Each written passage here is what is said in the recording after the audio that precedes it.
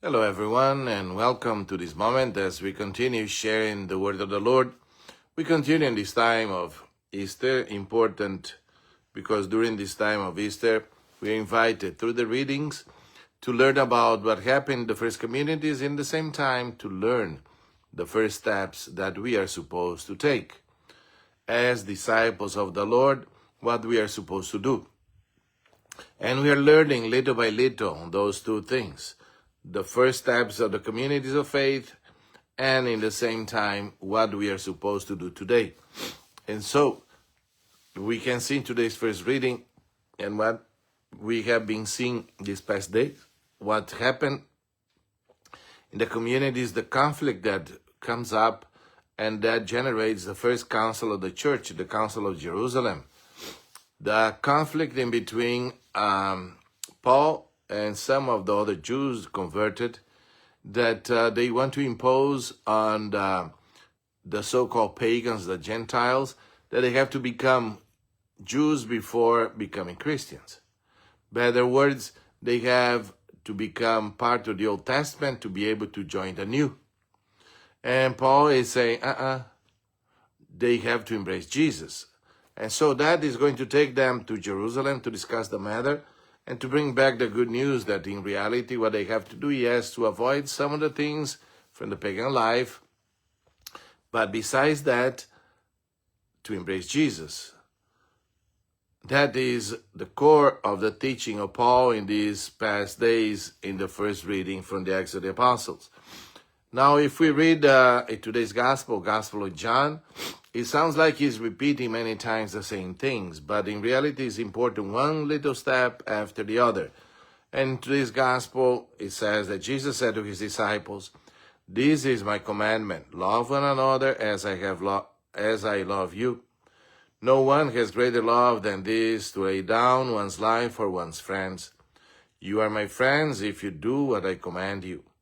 I no longer call you slaves, because a slave does not know what his master is doing.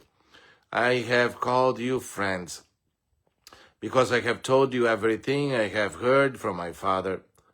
It was not you who chose me, but I who chose you, and appointed you to go and bear fruit that will remain.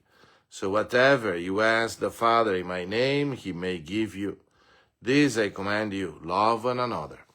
So, it sounds like Jesus is repeating things, but he knows us. Just think a little bit as parents, mother and father, to make sure that your children learn things, you keep repeating them, repeating and repeating, until they kind of are full of, and they say, "Mom, Dad, again?" Yeah, again, because those things, they are important.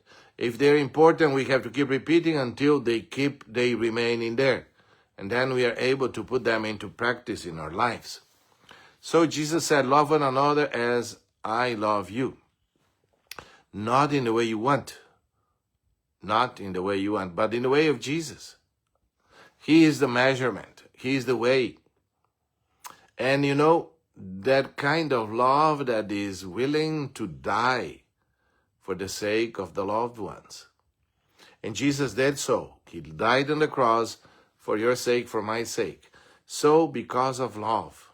So love one another as I love you. So this is my commandment, Jesus said.